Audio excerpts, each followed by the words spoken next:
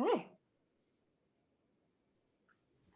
Okay, so we're going to call this meeting to order. My name is Decca Knight, and I'm going to chair the meeting today.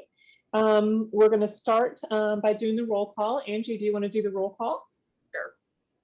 Pastor Tim Harvey. Here. Decca Knight. Here.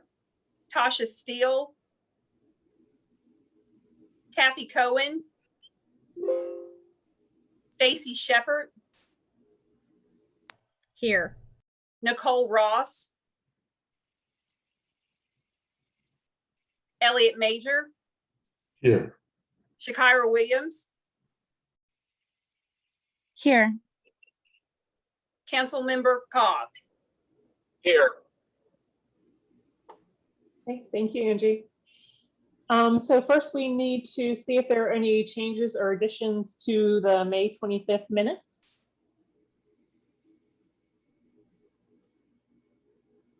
Okay, if not, we need a motion to accept the minutes. I move we accept the minutes as written. Second. Okay, all in favor say aye. Aye. Aye. I'm sorry, I didn't catch who made the second because I was typing. Yeah, it was me. Okay, so all in favor say aye. Aye. Aye. All opposed, same sign. Okay, thank you. So moving on to new business, does anybody have any new business they would like to share before we move into our working group updates? I would just, one item just as way of update. At one of our prior meetings, I volunteered to write an op-ed for the paper. And I emailed that to you. Heard back from a couple of you. Appreciate the comments. Joe was going to submit just a couple little tweaks that he had. But if anybody wants to root around in their emails and offer some suggestions, I'm happy to incorporate those. Basically, I just filled in around what Decca you had already prepared, which was very helpful. And it also seems to me that every one of our working groups could probably justify an op-ed on its own. And I'm happy to work on those. And Joe and I have talked about that a little bit, but how we might proceed with that. Anyway, so that's kind of a work in progress, a little bit outside of our working groups.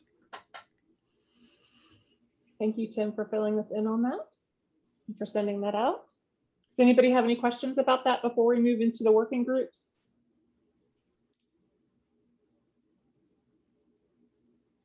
Okay.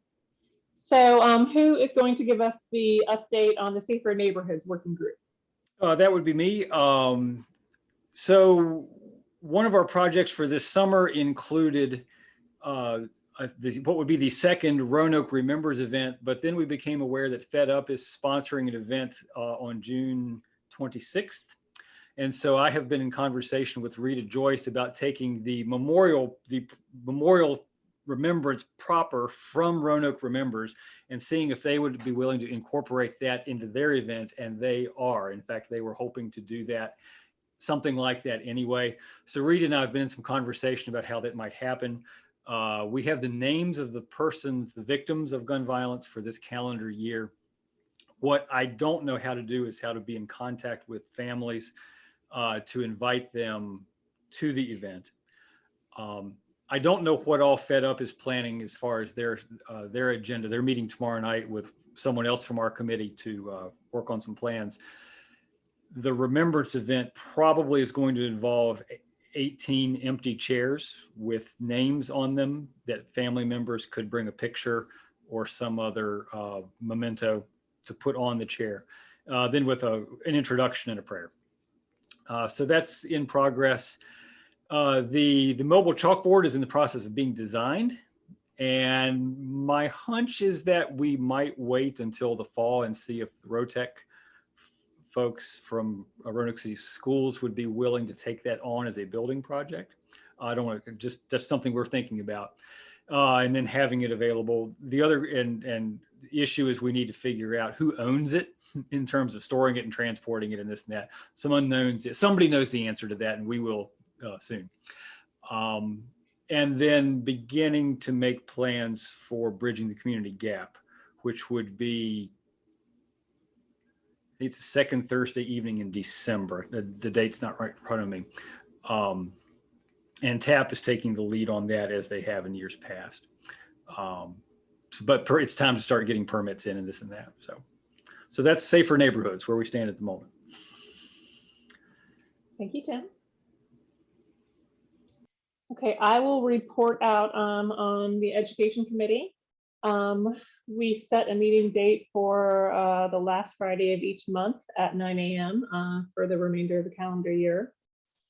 And we wanted to give an update on the positive action curricula that we were doing with Family Services. So we had implemented the positive action curricula and done a few different sessions with youth middle school youth at 4 different after-school sites. This included 30 students. After that was finished, they did a survey of those students, and it really had mixed results. When we met the other week with the Education Committee and we got some of the percentages from some of the surveys that Karen Pillis from Family Services reported out to us, it wasn't as high as we had hoped as far as how engaging it was for the youth, how they enjoyed it, things that they liked and didn't like. So we had some concerns around that.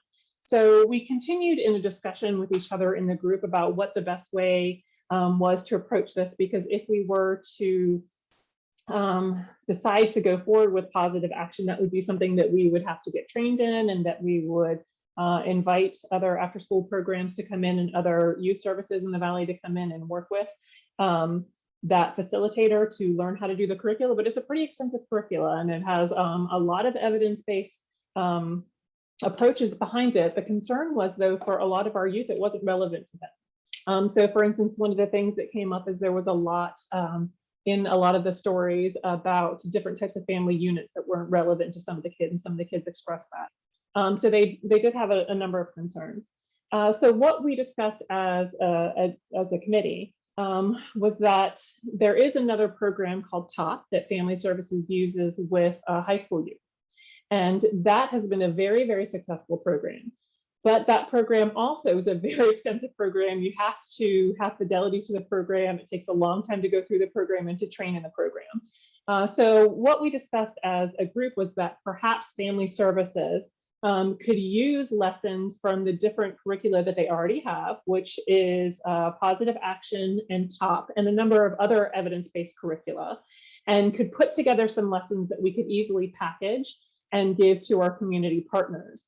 And that way, the community partners do not have to stay within this one curricula and have fidelity to it over the period of a year or a couple of years. But there are a lot of great opportunities for Family Services to be able to work with the Education Committee in that way.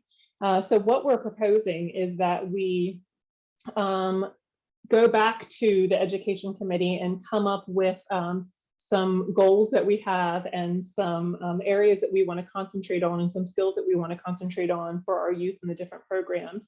And Family Services through Karen Pillis has offered to help create some programming specifically using these different curricula for our programs that we could then pass on to the different facilitators in the program. There was a concern that if we had individuals coming in to do the programming with the kids, a lot of the kids don't have established relationships with these individuals. And we know that those established relationships are really important. So being able to pass off some of the content to individuals who have already been with the kids for a long period of time, I think is really important. So that is what we're proposing and working on, that we would shift the funding that we were going to use for positive action to Family Services to help create some lessons that we could give to our community partners. So Angie, I don't know if that's something that we need to vote on as a larger group, since that would be a shifting in funding from supporting positive action to supporting Family Services. I would recommend that. And Tim may have a different opinion on that, and we would go with what he suggests, but I think we probably should do that. Okay. So Angie and Decca, Yeah. this is Joe. When we originally approved that amount, it was for training the facilitators. It was up to $4,500, I believe, and then to cover the cost of the kids. So Yes. what we may want to do, since that has not been expended, Yes. we need to bring that up again in our, because we have $4,800 that has not been expended. So if that's something we want to expend before the end of the year, we should bring that up in our consideration when we get to that point in the agenda. Because, Okay. Yes, and I've asked Karen to like bring a proposal to our education subgroup about how much that would cost for them to help in the creation of those lessons. So that's something along with us, bringing to family services the areas that we think that we need to concentrate on. But the survey result. Oh, I'm sorry. Go ahead, Joe. yeah, I was just going to say the other option is if it sounds to me like that money won't be expended until the new fiscal year after July 1st.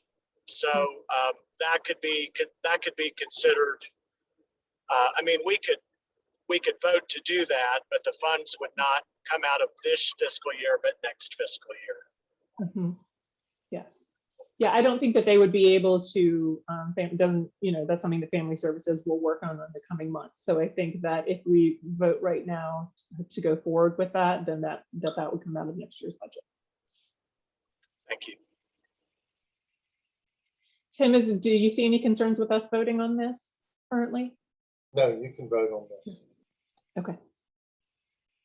Okay, so I need a motion to shift the funding from the curricula for positive action and the facilitation from positive action to family services to create content for our partner programs. I so move. Stacy. Thank you, Stacey. I second, Joe. Thank you, Joe. Okay, all in favor say aye. Aye. Aye. Aye. All opposed, same sign.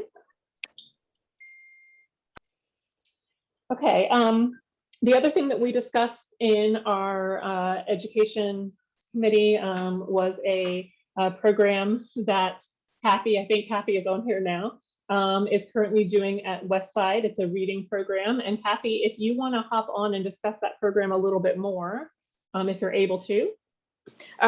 Sure. I am like right in the middle of a thunderstorm over my house. So Okay. no video, but hopefully this will stay on. So we piloted this program with 25 students. The idea was that since there is some evidence of a pipeline from not reading at grade level by third grade to participation in gun violence in the teenage years, we wanted to see if we could improve the reading outcomes for children, which would hopefully long-term improve their graduation rates and their view of life, of having a future and hope and wanting to go down a different path. It was very challenging this year because everything was virtual. But for those students who did participate regularly, the teachers said that in many cases there was a 3 to 4 month reading improvement for the children, and they were very excited about it. Next year, we hope to continue the program and have it be in person as much as possible, unless there's another big outbreak of COVID-19. And also to expand the program to 100 children. That would cost, I believe, about $3,600 for books. The children get to keep the books. The reading buddies, which are the adult volunteers, turn the books back in when they're done with them and switch them among themselves. And then Kathy, we also discussed using the commission as a conduit to get volunteers as well, correct? Yes, exactly. And yeah, so one of the big challenges is going to be to find 100 volunteers. And so, that would be something that would be very important that we kind of all buy into and try our best to do that. And I'm more than happy to go and speak to churches and do whatever we need to do over the summer. But obviously, lots of help from other people would be great. Hey, Kathy, this is Elliot. Is this program taking place during the school year? It is. And during the school day, this year, some of it was on Fridays when the kids were off school, and that was the least successful part. But next year it will be during the school day, during the school year. And second question is, if we given any thought to trying to do a similar type program for the summer? And the reason I say that is, I actually did a little bit of studying on a totally different project around this area of education in schools. And the biggest determinant, and I'm talking about the gun violence thing over here, is keeping up with school age is, and they did the study over both socioeconomic strata of children. Uh-huh. And summertime, falling behind over the summer was the biggest determinant of reading success, especially as they go above fourth grade. It was, I mean, it was a significant difference. And it's one of the things that I wanted to speak to some of the schools about here, especially in the Northwest, is how do we encourage and somehow fund or put more resources around summer, because some of those schools literally take the first 2 to 3 months just getting the student back up to par. Yeah, yeah. And if we can somehow, in this initiative of yours or jointly or somehow try to build some momentum around how do we enhance the summer reading and experience, because there's a lot of different ways to get reading and retention experience throughout the summer where those students don't fall behind. I think that would be great, Elliot. And, I think that's something that we can certainly work on during the year as to how we could continue it. I know that I have spoken with the superintendent, and I know she is a huge proponent of the idea of year-round school, where the kids have a much shorter summer vacation to stop that, and that would help us. But yeah, that's something I will definitely add into the mix of talking with the school and talking with several other places like West End Center and that kind of thing as to how we can do that. Well, Thank you. If we need some help with volunteers on this subject matter, I will raise my hand and volunteer. Okay, great. Thank you. Yeah. And just on that note, Kathy, I'll open up Youth Enrichment Services and Community Development Center to have you guys come in. We have the youth grades pre-K through 12. Typically our ages, fourth grade is about the oldest we've had this school year, but we open the doors to have you guys come in. If you want to do anything over the summer, I invite you. So any capacity we can work together, we are very, very open to that. Okay, wonderful. How many students do you have that are like entering third, entering fourth grade? I don't have that breakdown, but it's probably about between 20 and 25 that are Okay. that group. Okay, let's talk offline, Nicole, about that Yeah. and see how we can set it up, okay? Good, thank you. Thank you, Rabbi Cohen. Do we want to, Joe, would it be appropriate to vote if we want to fund $3,600 towards this initiative? Yes, we could do that, and it would, I would say it would come out of, if we want to purchase the books this summer, we could go ahead and expend it in this budget year. But if we since it's in the next fiscal year, we could designate funding for the next fiscal year. But we could make that decision tonight. So I guess we need a motion to designate funding of $3,600 in the next fiscal year for this reading program to expand it to 100 students in Roanoke City Public Schools. So moved. You, Kathy? Second, Tim. Okay. All in favor, say aye. Aye. Aye. Aye. Aye. All opposed, same sign. And the last report out from the Education Committee is that we have a couple of scheduled trainings of trauma-informed education for the community that are coming up that Joe and Tasha and I are working on. We have one that will be on June 24th at Goodwill Youth HQ, and they're going to be hybrid presentations. So we're going to be doing it in person as well as giving people the option to join us by Zoom. And these will be from 7 to 9 p.m. And then we'll have a second on July 27th, and we're currently working on finding a location for that presentation. This is a little bit more of an in-depth dive than the trauma basics presentation that we had from the Roanoke TICN.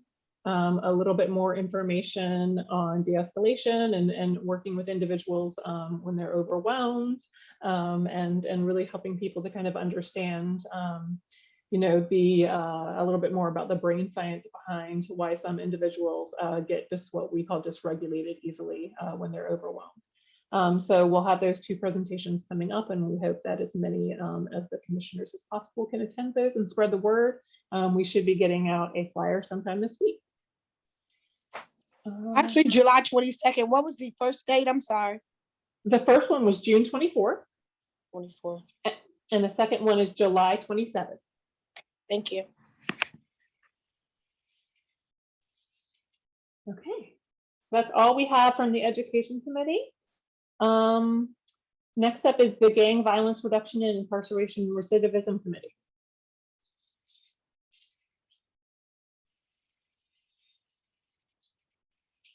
Is there anybody to report out from that committee?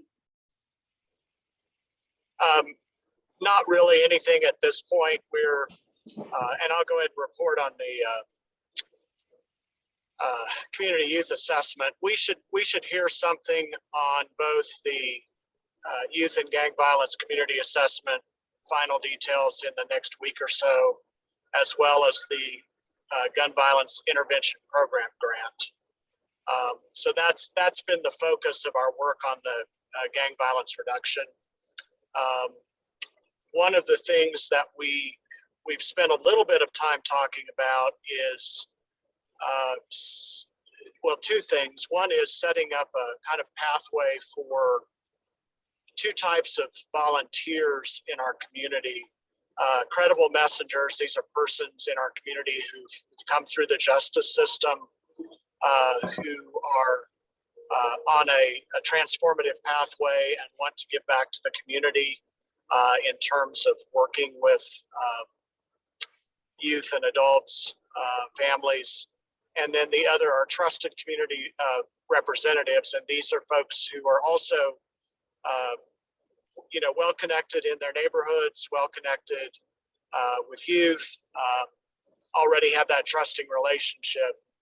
And we want to set up a process through which we can have people sign up to be messengers or representatives, and do a screening process, and then get the training started so that we can, in hopes that we do get funding to do the conflict resolution training, we can get that started relatively quickly. Elliot, is there anything else you would add?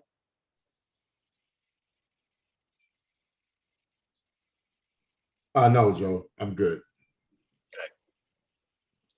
Thank you. Okay, thank you, Joe. Do we have anybody to report out from the Rapid Response Committee? I think this will probably be a two-pronged report from me and Shakira. So I'll report on some movements with Corellian. We have really been working hard to look for a catalyst, so to speak, in how to get the coordinated response moving. In a lot of our models and things that we've looked at, there has to be that catalyst, that initial response and coordinator for that. And we would really like to see that be Carilion. As with most of the gun violence that happens in our community, a lot of that winds up at the doorsteps of Carilion for trauma care. And so we're really trying to figure out the best plan of action of how Carilion can, with the protection of HIPAA and all of the patient's rights and everything that is factored in there, how they can still be the catalyst for really getting the response team in place. Once things, of course, are settled down and the ED and patient care is taken care of, we want to make sure that the family needs are being met as well. So a lot of those conversations around Carilion and who does that, the appropriate team players at Carilion to be the catalyst in the movement, and of course, conversations about privacy and HIPAA and all those complicated legal matters. So we had some really good conversations this past week, and I know Joe also helped move the needle a little bit on that, and some things happened. I met with some of the trauma services folks and talked to them. I think their just major concern is getting around the HIPAA issues and the safety issues when there's that first initial trauma response in the ED, because of course the ED's on lockdown and things are happening and things are very there's just a lot of commotion. And so working around that and trying to figure out the appropriate time, and again, who is going to be responsible and what that protocol looks like.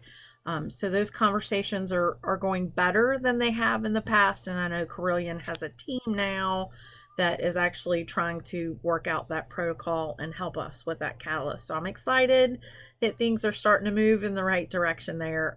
Joe, I don't know if you want to add anything about Carilion.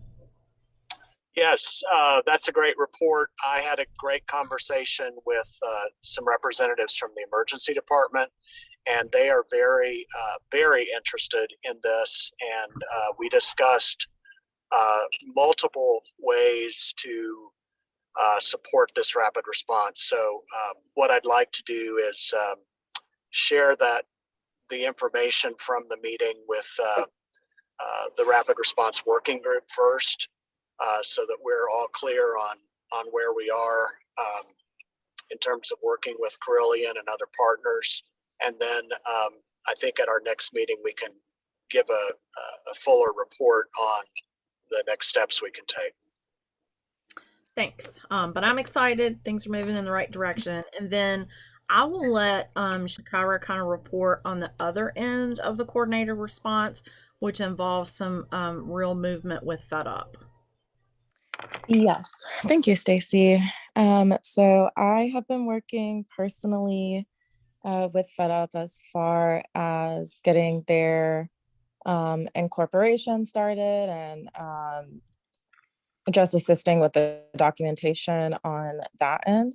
And so we have given those forms out and working on getting that submitted. There has been money set aside from the city that's delegated to assist with this.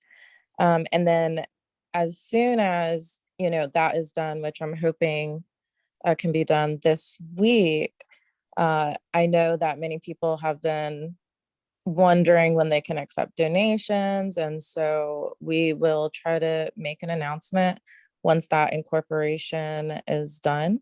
And we are kind of going this route, just trying to move a little bit quicker because of everything that has been going on in the community and the needs that have been increasing. And as many already know, Fed Up has been doing this for years and supporting victims of gun violence and the families affected by that out of their own resources. And so please, definitely keep them in mind. Once that comes up, some of the things that they do, and I'm sure you already know, we do assist, with the rapid response, and we kind of coordinate with Fed Up and with our group. They meet with the families, they let us know what the needs are, and we're able to also kind of reach out to other community members or organizations. I know that, just helping to provide support, whether it's financial assistance with bills or bringing food to the families, different things like that. It definitely means a lot, as well as survivors of violence who may need assistance with transportation to and from counseling, or, they may have been out of work because they were in the hospital.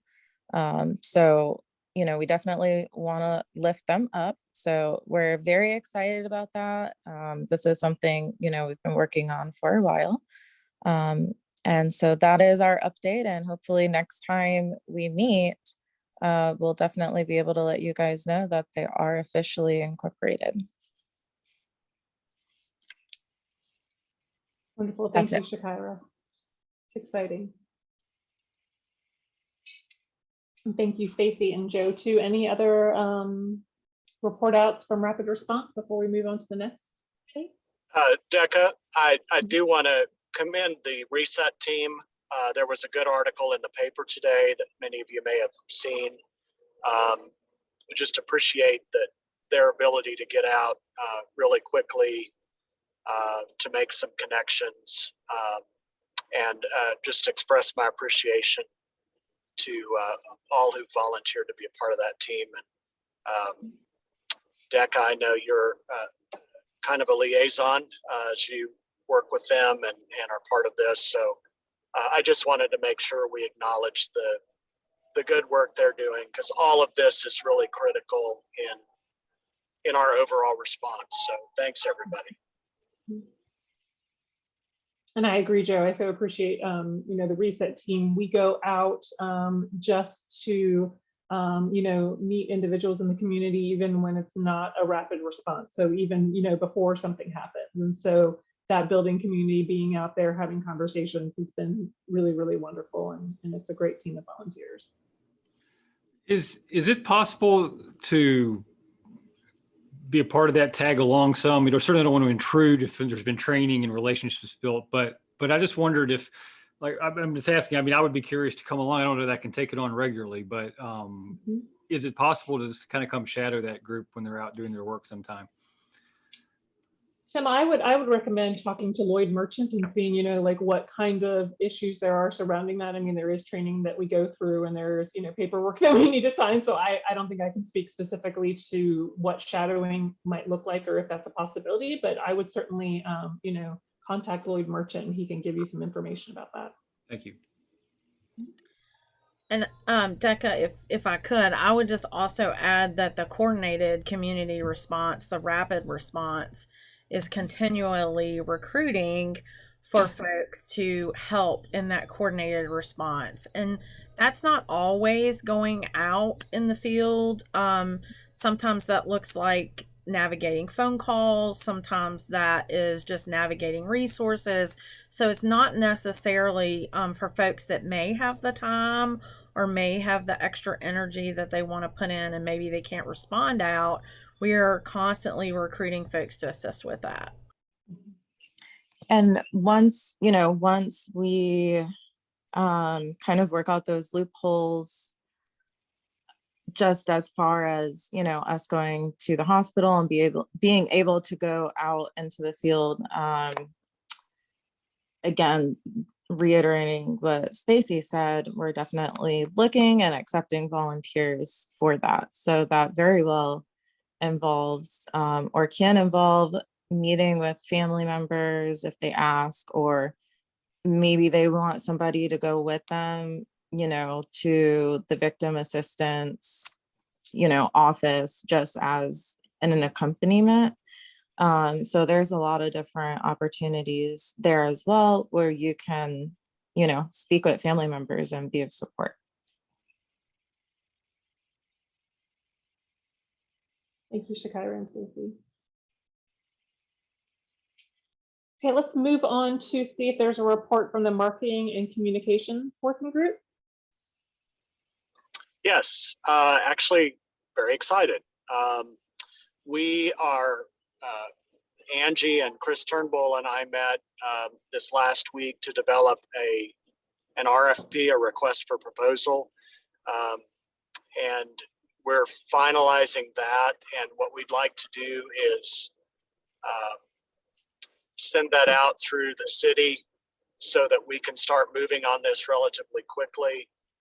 We'll be seeking a media partner who will hopefully submit a bid, as well as, building off of our plan, how they would perceive doing that within our community. And we'll probably do it in several phases. One piece of it will be just focused on communicating the work of the commission. Another will be engaging different messaging campaigns that reach every aspect of our community, whether it's reducing gang violence or engaging community members to volunteer or to be part of the solution. And then a larger PR campaign that will be very visible throughout the city. So we haven't, once we finalize that RFP, we'll be able to get that out and get moving on that relatively quickly.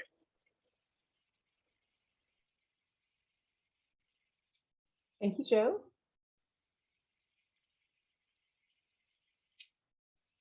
Okay, so let's move on to funding updates.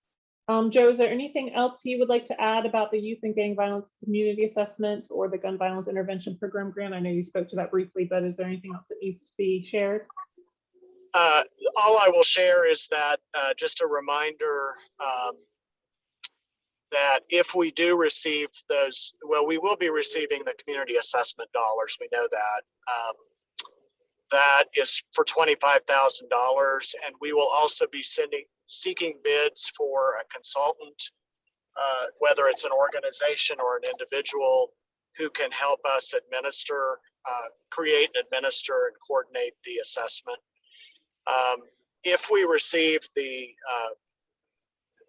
Gun Violence Intervention Program grant, that award would be, well, we requested $500,000. So if we receive that, that would be expended over a 2-year period. And so once we, hear whether we've received that or not, you all will be the first to know, and then the community will be the second to know. Thank you, Joe. And then are there any updates for the mini grants that we discussed at the last meeting? Sure, I will give you guys a rundown of where we are with the mini grants. We have fully executed the following grants, and what I mean by executed is that we have all the documents in and signed by all the parties, and checks have been issued. The receipt of those checks is unknown. However, if the organizations have not received their checks, they will likely be receiving them soon. So of those grants that I would check as completed, I would have a new Genesis, Community Arts, Family Service of Roanoke Valley, We Charm, Cultural Arts for Excellence, Paradise Cathedral Incorporated, Building Bridges Over Barriers, The Humble Hustle, West End Center, Casa Latina, Soul, Paradise Community Development Center, and Garden of Prayer.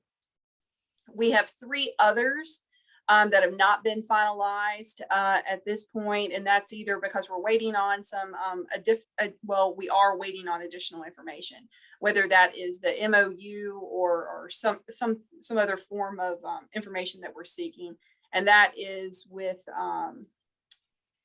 Boys and Girls Club, the Virginia Harm Reduction Coalition, and Straight Street of Roanoke Valley.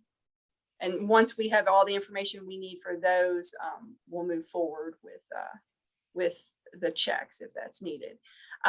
We have not, it was $65,000 is what the commission was using to fund these grants. At this point, with the 3 grants that have not been finalized, we're not comfortable with sharing the amounts per grant at this point.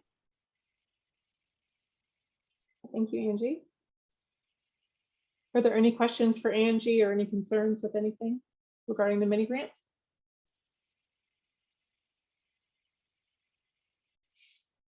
Okay.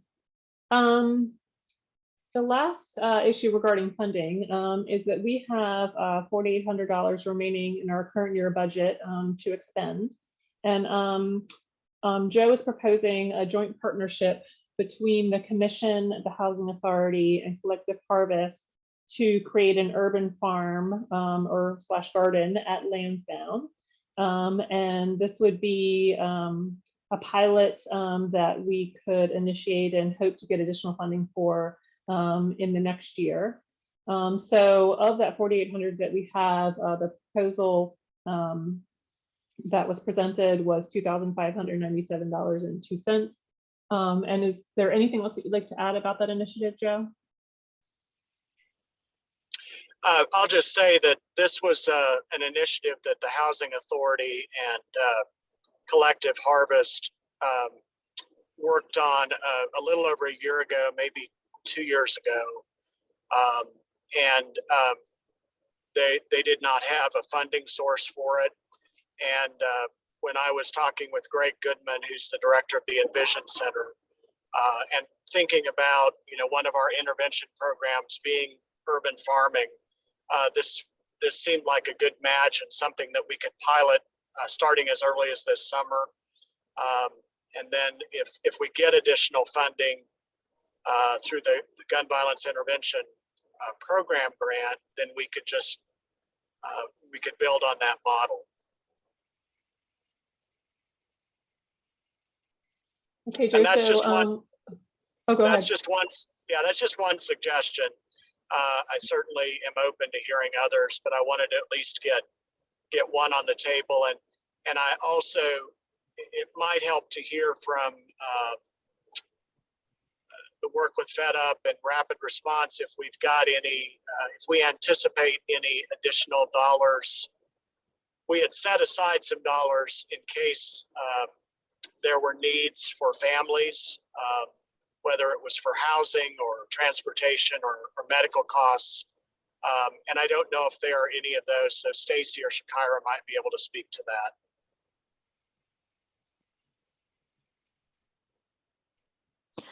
I can certainly reach out to FedUp. I know, we were kind of keeping tabs on some of the families and letting them know some of the expenses that we may be able to assist with. And so I can get back to you on that, on what those needs are looking like. They may have changed. And I agree. I'm sorry. I'm not sure that's something we can speak on tonight because that follow-up would be necessary. Right. Some agencies have already expended some funding to help with some of that victim services, but there is a possibility that there could be a need for some of that. Okay. Yeah, we don't need an answer on that tonight. I just wanted to make sure that we leave some funds there, and even if we did this initiative, there would be $1,700. $1,700 available. Hey, Joe, this is Elliot. What's the objective of the Urban Garden Initiative? Not that it's not a good idea. I just want to understand what are we trying to accomplish? I mean, there's some place I can read it now. One is to get kids involved in the soil and learning how to plant, how to grow, how the hardest,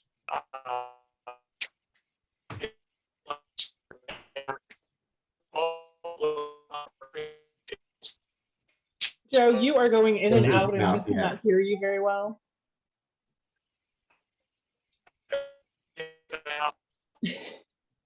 No. So we can't hear I you. can repeat what he said. Part of it is to, and I could barely hear, but I did catch he wanted to get children and youth involved in the soil and the earth. I think it is about also providing some alternative activities and getting the youth to buy in and teaching them to be responsible, such as, you know, taking care of a plant, making sure it doesn't die. And, you know, sometimes when you introduce different things to people, they may find out passions and things like that. And I think implementing new ideas and activities is a part of that. And then also, I would say just meeting some of the food insecurity needs. And, you know, we know that Northwest area is a food desert. And so if some of those, you know, some of the fresh food is able to go to the families and people in the neighborhood, it helps to create sustainability and maybe take care, you know, of other needs. But it's a very healthy activity. There's been a lot of research on gardening as far as prevention goes, and so it's surprising. I think it's an activity that I had thought of as well myself, just in regards to some of the violence that has gone on in the area. I thought it would be a great way maybe for some of the community to give back. I was thinking more in honor of one of the victims, which was a child, that happened, you know, right across the street, but turning something bad into something good as well. So just a few angles. Can you hear me now? Yeah. Yes. Okay, yeah, that's exactly it, Shakira, as well as an entrepreneurial side, for the kids to be able to sell some of this produce, and learn how to set up a mobile market. So all of those pieces together. And I would like to add to what you just said, Joe, and what you said, Shakira. I think from a telling your story point of view, when kids are doing active things like that, it's much easier for them to talk about the trauma they've been through and the difficult things they've been through when they're active and their hands are in the soil than if, you know, we were just to sit them down in a chair and say, tell us what has been going on. So from that standpoint too, I think it's a very healing type of activity. So Joe, do we want to bring a motion forth to support this partnership? Well, I guess I'd like to ask if that answered Elliot's question, or if he has additional questions. It was an answer. I'm not being facetious about it. I'm, and Joe, you know how I feel about this over here. I hate symbolism when it. Oh, I know. You know I do. Yeah, and I'm not. Those are fantastic words, very poetic, flowery, inspirational. You know what I'm saying? But I think if I went to Lansdowne and I asked them, what is your number one need? I don't know whether a garden would be it.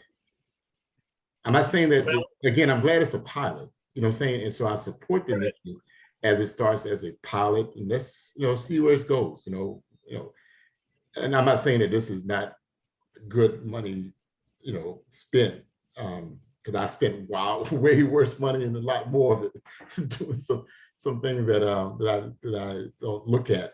But I think sometimes we outside like to project what good it will do on the inside without asking the people who's affected by it, whether that's a great thing or not. in the order of priorities.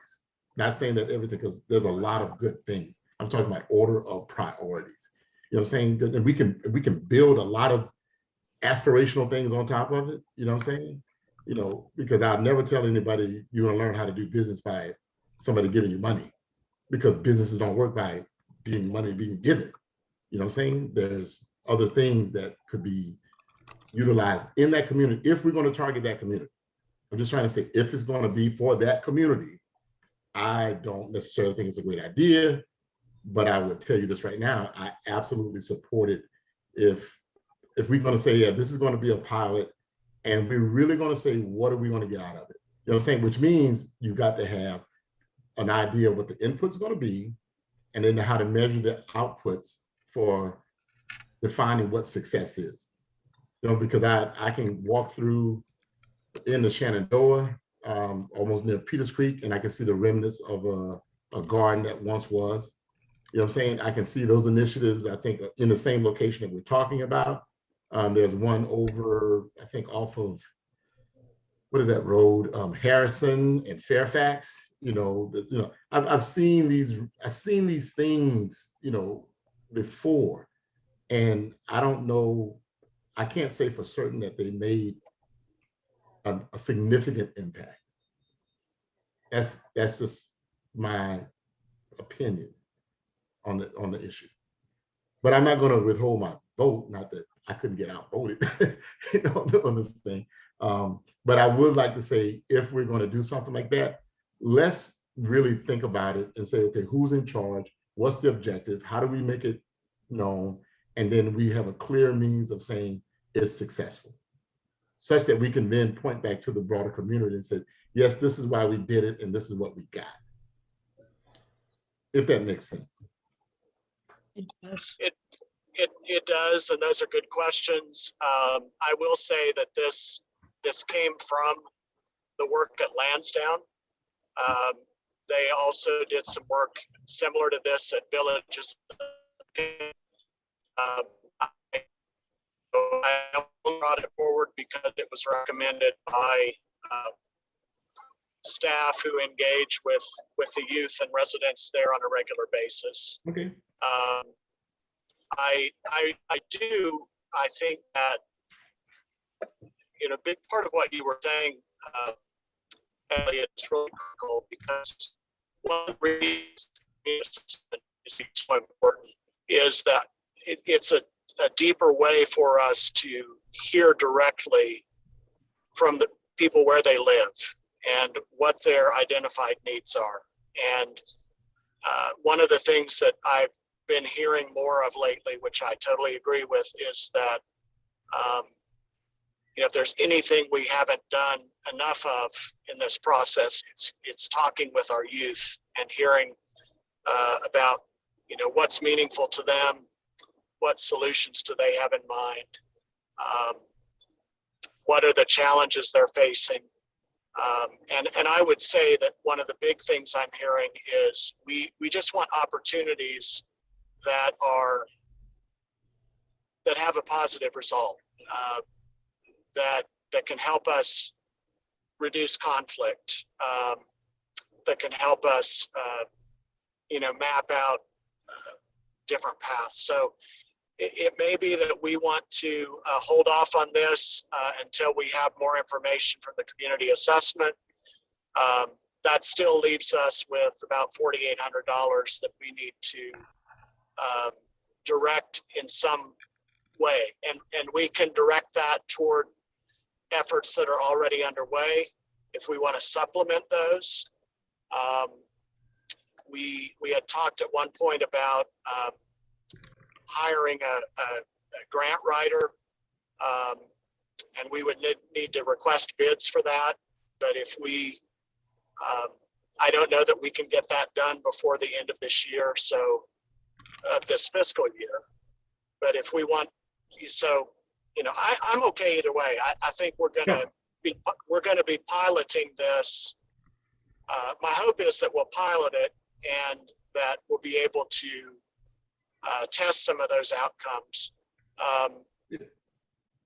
So, I'm good. I'm good either way. I think this is a really valuable conversation.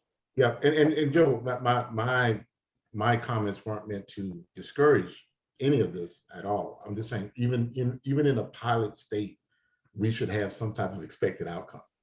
You know what I'm saying? And so that if you want to sustain it, you can say, okay, you know, X got us Y results. Therefore, we're going to continue to fund it. You know, and a lot of times we are good at the X. You know what I'm saying? With no expectations of what defines success being outside of just doing it. And that's, I guess that's the biggest thing that I'm saying is, you know, I'm definitely okay with it. You know, I'm okay with anything actually that I think will be a benefit and help us achieve what we want to achieve. You know, but at least it needs to be measurable, and we need to have some type of feedback loop to know that what we did accomplished something. You know what I'm saying? So it wasn't discouraging at all, you know. Yeah, and I would say that if we decide to do this, that we set those clear parameters about expected outcomes, and we can add other partners to it as well. It doesn't just have to be the two that I mentioned, because we have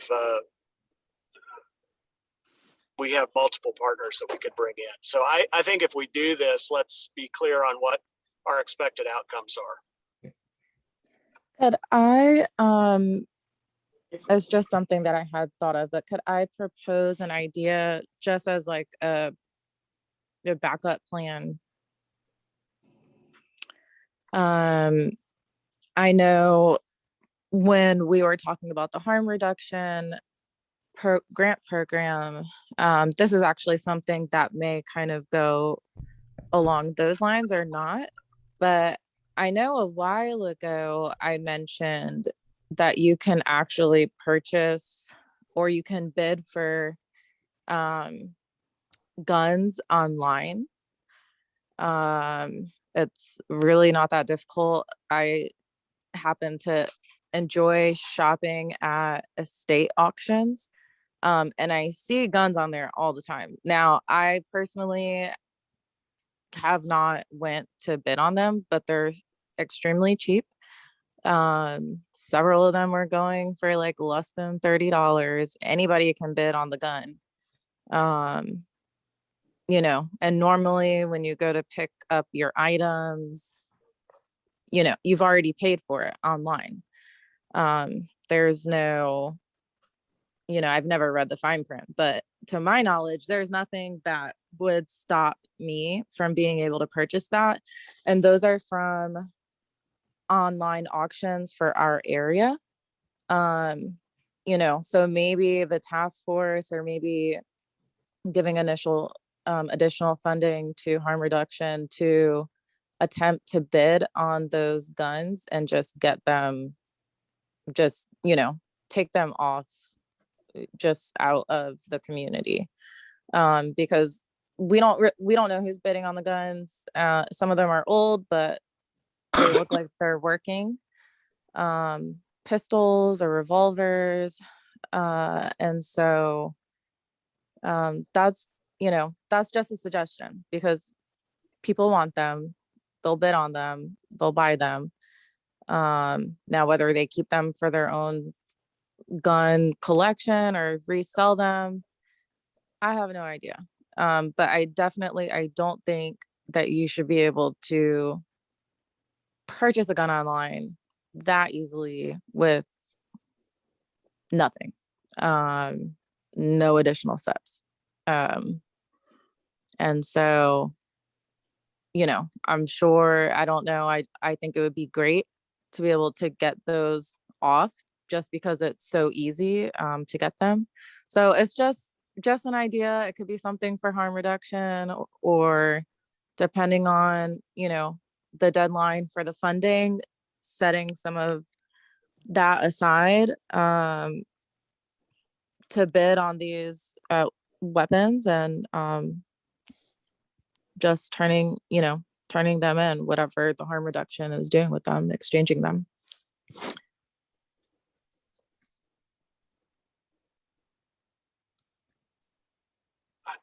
I think it's an interesting concept. I've not heard of it before, and I think it would be good for us to. I would feel more comfortable getting a little more research on how to go about that and what the advantages of it would be. If it is if it would help remove guns from the community. One of the challenges I think we've faced is, around gun access and how juveniles are getting access to guns, how other offenders are getting access to guns. There are a lot of unanswered questions about that. So I think it would be beneficial for us as a commission to find more research locally on that access question and how we can best address it. So here's what I will do. I will buy a gun online and I'll let you know how much it cost. What I went through to get it, never purchased a weapon in my life and don't even like that I have to do it. But I have bid on other things. And like I said, there's nothing to it. Your credit card's connected. You get awarded the item, you go and pick it up. So I'm gonna bid on a couple of these guns and see how much they go for. And then I will make it my personal objective and project to report back how much, if there was anything that stopped me when it came to paying for the weapon. And I don't want them, so I will be turning them into the police station. But the point is just to show you how easily accessible that is. Whether I buy it and sell it to a pawn shop or buy it and sell it underground in the community to somebody who's willing to give me $300 for this gun that, I mean, I don't know if it gets registered to me. I have no idea what the process is. So I'm going to go through the process and then I will let everybody know how that turns out.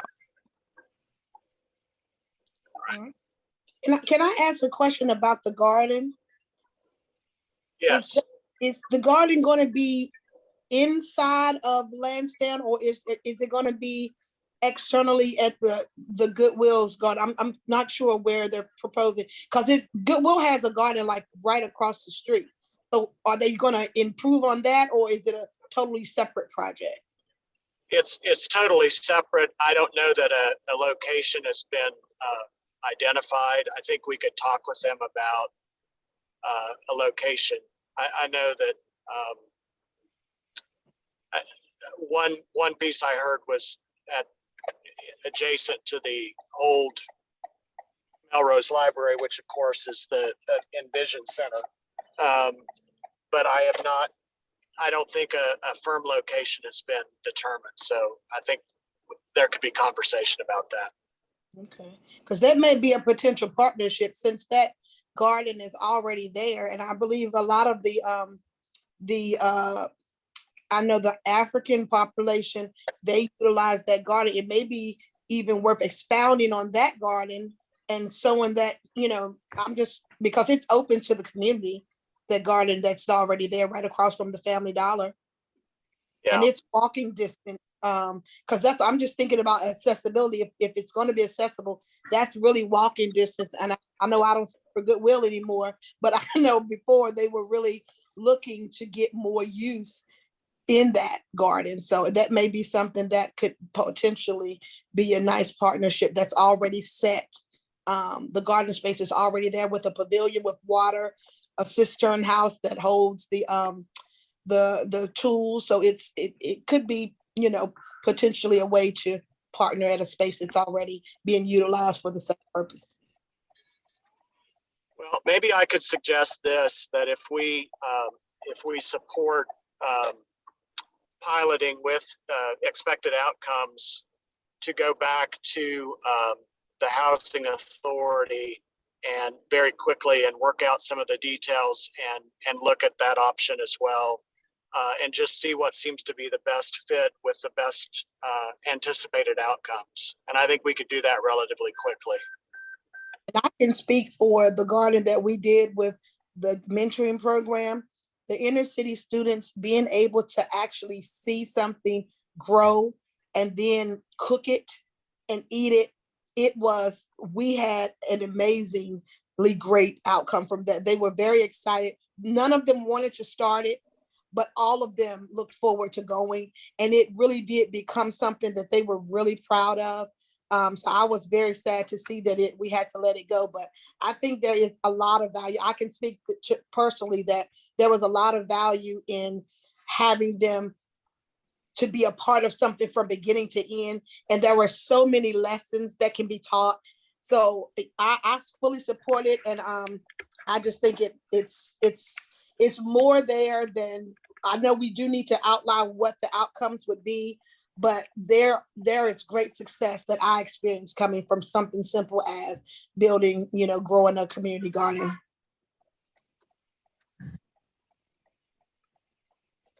Thank you, Nicole.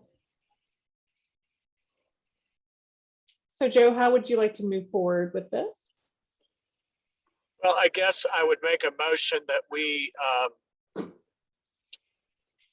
approve up to $3,000 for this urban farm pilot program with the Housing Authority and other partners, with the understanding that we will have clear anticipated outcomes and confirm the partnerships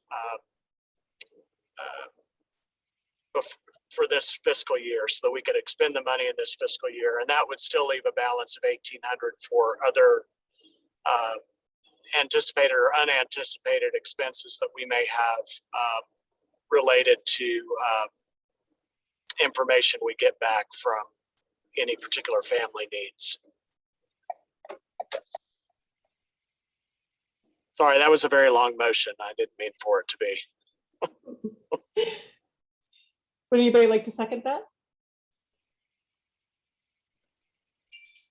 I'll second it, Shakira. Okay. All in favor, say aye. Aye. Aye. Aye. All opposed, same sign. I'm going to abstain. Okay, that was Elliot. Elliot. Okay, thank you. Okay, is there anything else that needs to be discussed as far as additional funding recommendations?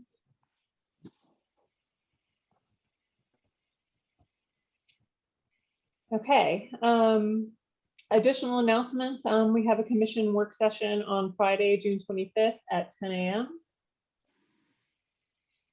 And our next commission meeting will be Tuesday, July 13th at 5:45 p.m. Are there any other announcements or anything else that needs to be discussed before we adjourn? Decca, can you repeat the last date for me so I can put it in the minutes? Tuesday, July 13th at 5:45 p.m. Thank you. I have one question for everyone. July is fine, but I'm wondering if starting in August, if we could hold the meetings at 5:30. We always seem to go a little bit past 7, and I absolutely have to be off at 7 starting in August again. Fine with me. Me too. I think the only person that had some issue with the earlier start was Nicole. So now that things are getting a little bit more on a schedule, 5:30 will work for August for me. okay. Great. Thank you, everybody. And I just want a quick report out, and you guys can go, just to say for the mini grant, it is for Paradise Community Development Center. The first lock-in was a huge success. We had like 24 students. The Roanoke City Police was there. The young people had an amazing time. She spoke to them about character and how to communicate, who to communicate, and about what the importance of a buddy, keeping a buddy, and how you keep yourself safe and who to report to. So it was just really a wonderful night. We are expecting to add to that number each week. So hopefully by the end of the month of June, we will have, I'm looking to say about 70, 75 students that we will have affected. So thanks for that. It's going to great use. Thank you, Nicole. What a wonderful way, positive note to end the meeting on. I have a quick Anything else? correction to the mini grants too. I accidentally left TAP off of the mini grant list of the ones that have been fully executed. And I just wanted to make sure the minutes reflect the accurate information. Thank you, Angie. Anything else? Okay, so let's adjourn for this evening. Thank you all for being here and have a wonderful rest of your week. And hopefully you don't get stuck in a big thunderstorm Great job facilitating, Deca. Good coming your job. way. Thank you. Thank night. you. Good night. Okay, Good night. bye everyone. Good night, everyone.